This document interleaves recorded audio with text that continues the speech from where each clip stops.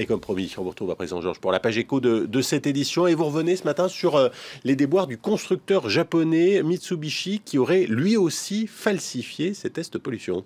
Oui, un scandale qui ressemble comme deux gouttes d'eau au scandale Volkswagen, sauf que cette fois-ci, ce ne sont pas les véhicules diesel qui sont concernés, mais les petites voitures très populaires au Japon. L'alerte est venue d'ingénieurs du groupe Nissan, dont Mitsubishi fabrique certains modèles. Hier, le PDG a tenu une conférence de presse très solennelle, où il a tenu surtout à s'excuser. Regardez. Le rideau noir en arrière-plan, la révérence et le mea culpa.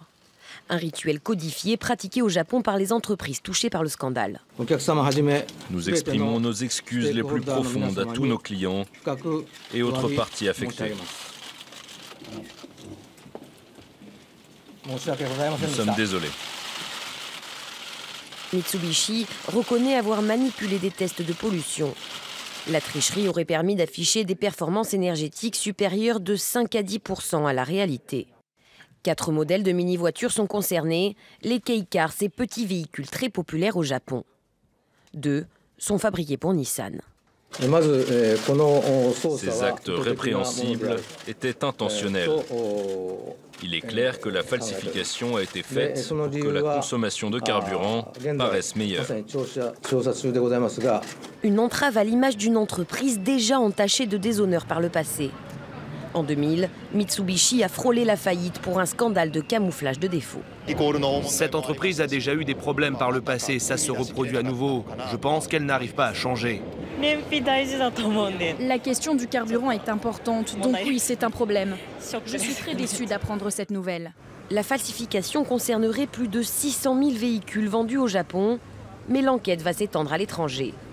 Une fraude qui pourrait coûter cher à Mitsubishi et qui n'est pas sans rappeler celle de Volkswagen en septembre dernier.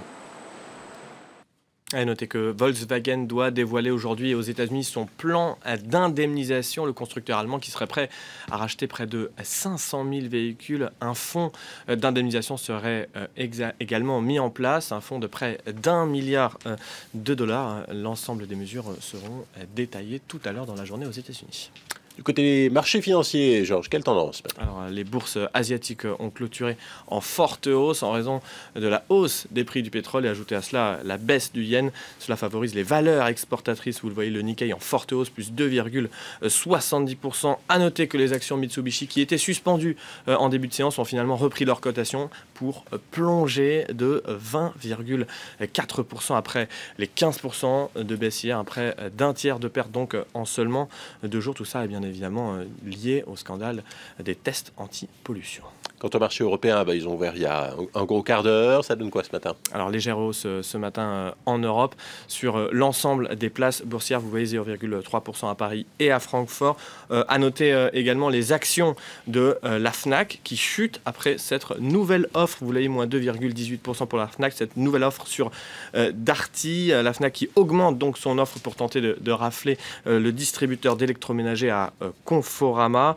Cela fait plusieurs mois que la bataille boursière dure. La Fnac qui propose désormais 145 pence l'action, environ 779 millions de livres, soit 30 millions de livres de plus que Conforama. À noter que Conforama appartient à un important fonds d'investissement sud-africain avec les poches beaucoup plus profondes qui devrait donc surenchérir. En tout cas, on s'y attend. La grande différence tout de même entre les deux offres, c'est que d'un côté, la Fnac propose des actions, de l'autre, Conforama propose du cash. Et ça, c'est un argument important tout de même pour les investisseurs.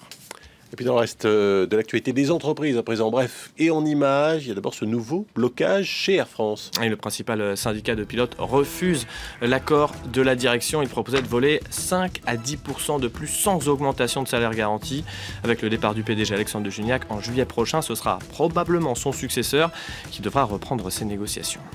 Et puis Google officiellement visé par la Commission européenne avec 11 applications préinstallées sur ses téléphones Android. Bruxelles estime que l'américain empêche le développement de services concurrents. L'amende pourrait atteindre 10% du chiffre d'affaires. Google a maintenant 3 mois pour s'expliquer et éviter une procédure.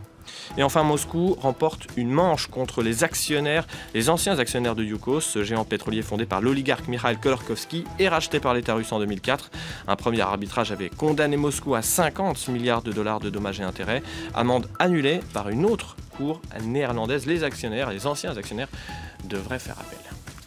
Voilà pour ce qui fait l'essentiel de l'actualité éco de ce jeudi. Merci Georges.